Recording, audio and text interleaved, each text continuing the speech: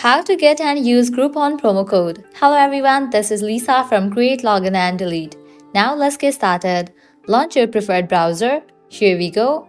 Now type in Groupon promo code and search for it. With that, different website links will appear. All these websites will provide you promo codes. You can scroll down and check websites. Now go ahead and open any of these websites. For instance, I will be opening this one, Wired. Once you open it, you're gonna find great deals and offers. Scroll down and check.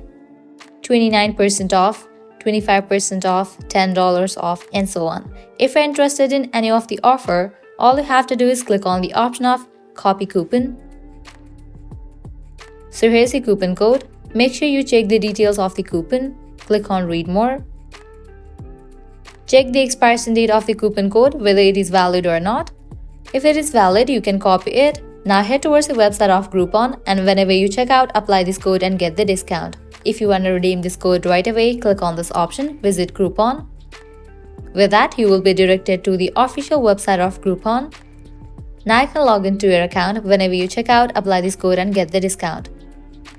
Likewise, you can try out other offers as well. You're gonna find tons of offers in this page.